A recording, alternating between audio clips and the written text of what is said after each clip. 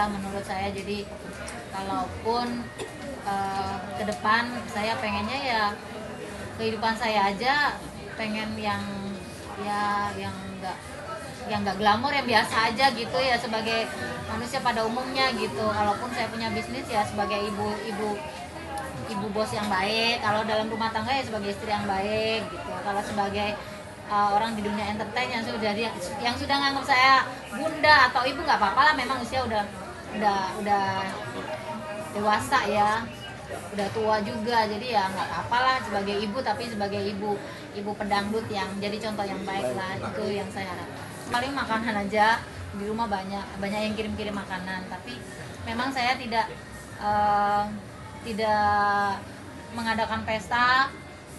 Saya memang nggak biasa ngadain pesta untuk ulang tahun. Memang dari tahun-tahun juga pasti selamatan juga ibu saya yang nyelamatin di rumah, biasanya kan gitu udah dikasih makanan kampung gitu. Udah itu aja sih, nggak ada pesta apapun sebenarnya sih. Cita-cita saya pengen punya bikin apa ya, semacam kayak yayasan atau satu tempat yang bikin saya lebih damai gitu.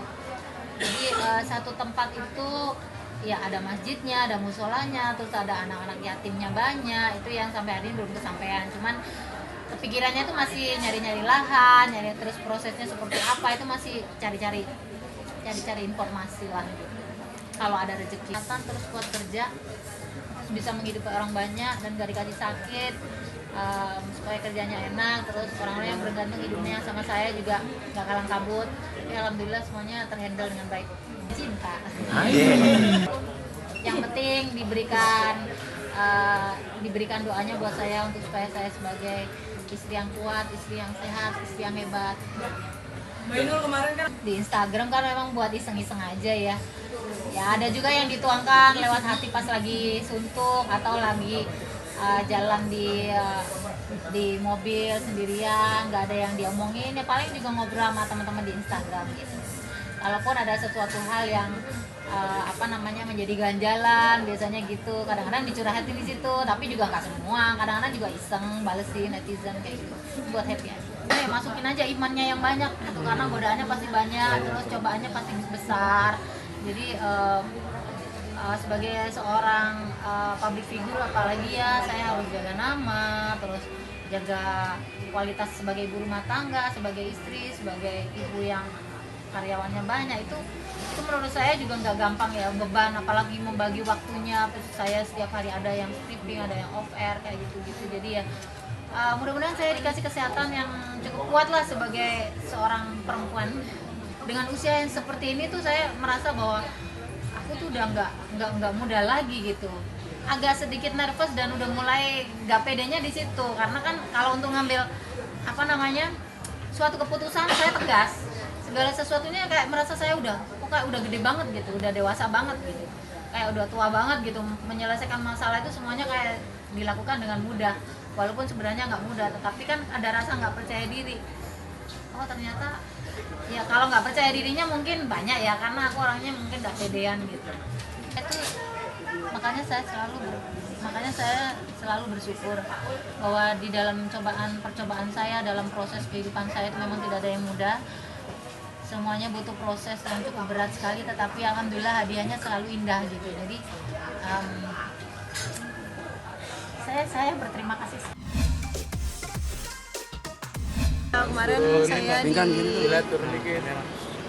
Kemarin saya dipanggil hari Senin ke Polda Surabaya menjadi saksi dari dicurigai kejahatan tersebut.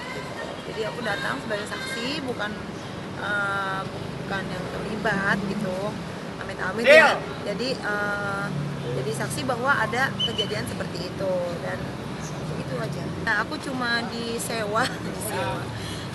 disewa sebagai penyanyi yang nyanyi menghibur acara tersebut gitu, profesional aja. Apa ya pertanyaannya? Ya pokoknya Pinkan ikut member nggak di bisnis itu gitu, nggak gitu. Terus dapat apa nggak, dapat mobil nggak atau apa, karena mau disita atau apa. Aku bilang enggak, kan nggak ikut member. Pernah nggak ditawarin? Pernah. Terus Ya lupa pertanyaan apa, coba banyak pertanyaannya. A30 tapi baik sih polisinya sama aku, santai gitu. Aku juga dikasih makanan. Akan ada pemeriksaan. Ada sih yang nawarin gitu, beli mobil 1M cuma 14 juta gitu. Tapi uangnya transfer dulu ya. Ya aku kan nggak bego-bego amat, maksudnya ya lu nyemplung dulu duitnya gitu. Kalau dapat 1M nanti dia untung 14 juta kita, 20 juta kita, terus gimana gitu. Ya yang dipajang di panggung yang dapat. Tapi kan kalau yang nggak dapat kan nggak ada dipajang gitu. Nah makanya kan kalau aku kan udah sering bisnis dengan usaha sendiri, jadi aku juga uangnya bukan hasil simpenan orang atau yang aneh-aneh gitu. Emang keringat sendiri tiap hari, jadi udah tahu cara hidup itu aneh, nggak deh, udah tahu lah kayak gitu-gituan mah basi. Makanya aku juga nggak mau nyanyi kalau belum lunas, belum ada kontrak. Jadi kita temen aja nih, kita ngomongin duit harus hitam di atas putih, atau kita nganterin ke Blok M harus jelas mau kemana, dari mana kayak gitu. Aku kan tahu nama artis itu kan, nama baiknya itu kan mahal, secara psikologi bisa miliaran bahkan triliunan. Maksudnya artis itu tuh namanya yang mahal gitu loh. Nah jadi kalau untuk cuma 20 juta 1M gitu, ya siapa sih yang nggak mau ya mobil. Tapi kalau caranya aneh-aneh, dengan resikonya tuh nggak sebanding dengan cuannya, dengan untungnya gitu. Jadi makanya kita harus pinter lihat-lihat kayak gitulah gitu. Harus pinter apa-apa di Jakarta, apalagi teman segala macam ya nggak mudah dipercaya deh gitu. Dari dulu aku ditawarin, dulu banyak sih, yang nggak banyak sih, beberapa orang tawarin aku gini gitu. Terus aku kan orangnya udah biasa kerja pakai keringat sendiri gitu, nggak duit cepet, jadinya aku udah pintar, maksudnya udah sering bisnis gitu, maksudnya kerja beneran. Nah jadi aku harus pintar dong, apalagi kita nyemplungin duit dulu gitu. Terus mobilnya nanti dapatnya, kalau enggak duit gua gimana, cari duitnya susah, maksudnya gitulah, pakai kerja kan. Kecuali orang yang punya duit instan, ya buangnya instan aja. Kalau gua sih ya jangan bodoh-bodoh amat lah jadi orang. Maksudnya udah banyak kan, apalagi Jakarta, apalagi tindak kejahatan. Jadi kita udah ya gitu, udah harus pintar. Dari dulu aku ditawarin, dulu banyak sih, yang nggak banyak sih, beberapa orang tawarin aku gini gitu. Terus aku kan orangnya udah biasa kerja pakai keringat sendiri gitu, nggak duit cepet, jadinya aku udah pintar, maksudnya udah sering bisnis gitu, maksudnya kerja beneran. Nah jadi aku harus pintar dong, apalagi kita nyemplungin duit dulu gitu. Terus mobilnya nanti dapatnya, kalau enggak duit gua gimana, cari duitnya susah, maksudnya gitulah, pakai kerja kan. Kecuali orang yang punya duit instan, ya buangnya instan aja. Kalau gua sih ya jangan bodoh-bodoh amat lah jadi orang. Maksudnya udah banyak kan, apalagi Jakarta, apalagi tindak kejahatan. Jadi kita udah ya gitu, udah harus pintar. Tapi pertama-tama sih ngerasa nggak, mungkin dibilang nggak adil juga, maksudnya kenapa bawa-bawa sih gitu kan, aku cuma nyanyi gitu.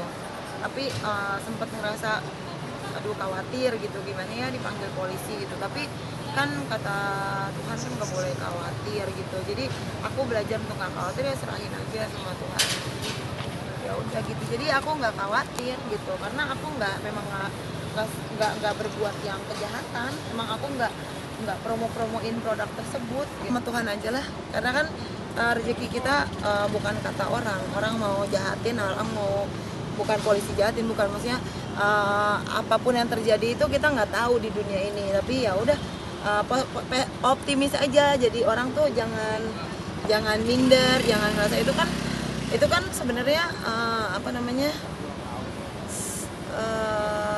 yang nggak baik tuh nyoba nyerang kita gitu, maksudnya pengen kita tuh gagal. Nah kitanya jangan mau dibohongin dengan yang bukan dari Tuhan.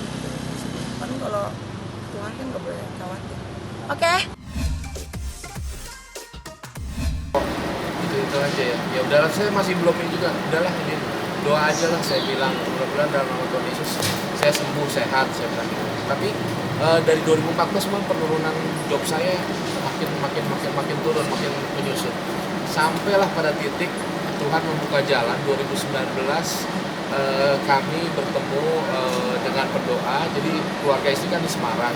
Mas yuk, dia cuma bilang yuk doain Mas bareng sama teman gerejanya. Ini saudara ibuku. Akhirnya kita ke artis katanya. Ada teman artis, teman dulu sempat dekat sama saya. Dia itu katanya dari persaingan bukan bisnis ya, tapi karir ya, job seperti itu gitu kan. Terus mungkin di sela-sela itu karena mungkin saya pernah dari bercanda tapi dia nanggapnya serius, baper, terus dia masuk di hati. Akhirnya dia lu tentang lagi mungkin gitu ya, lagi kejadian sebelum 2014 itu berapa tahun kebelakangnya gitu. Akhirnya ya dia pakai media dukun atau bagi kita namanya kuasa kegelapan gitu. Terus ya dia bayar dukun itu kan cukup mahal, saya nggak tahu.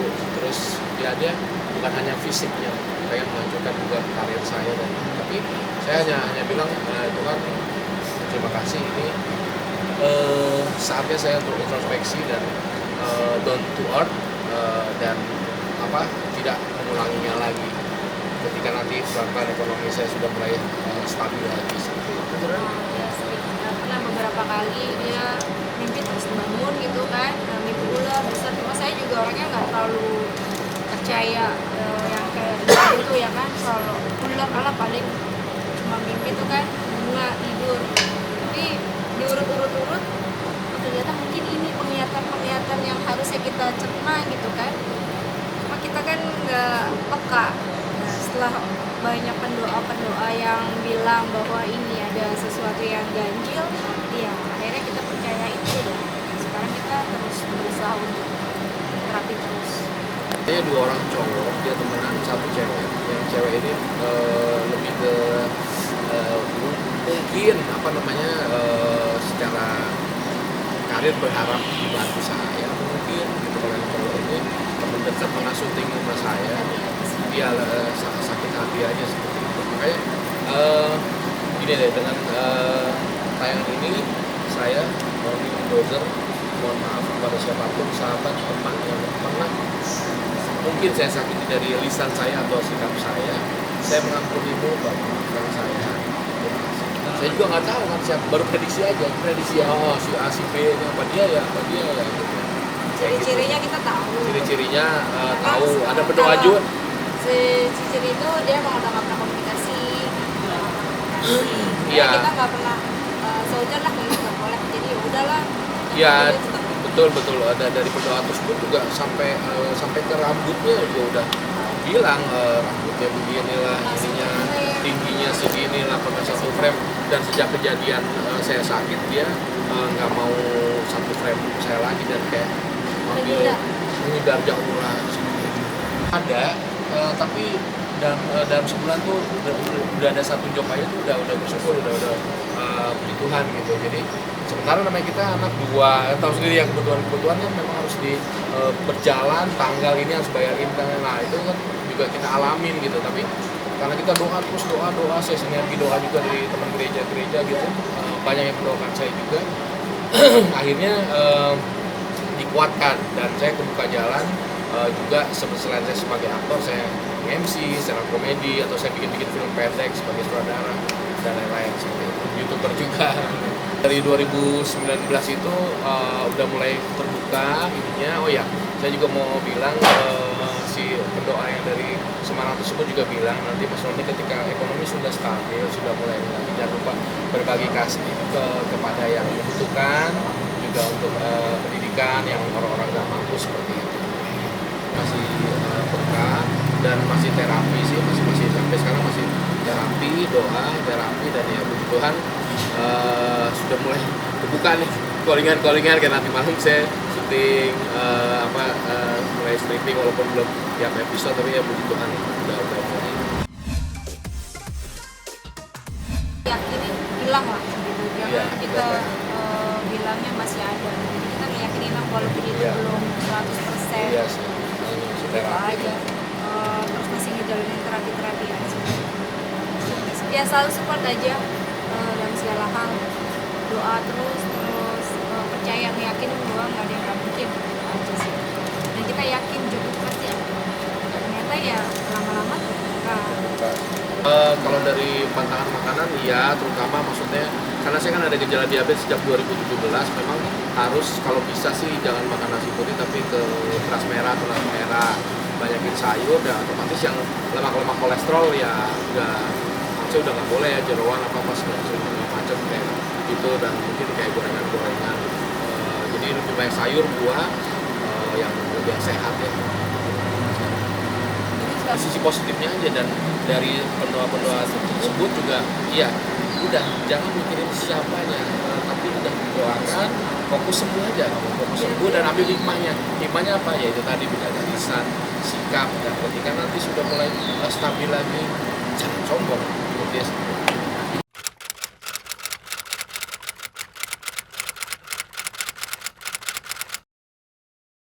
Jadi jangan lupa untuk subscribe Cumi Cumi.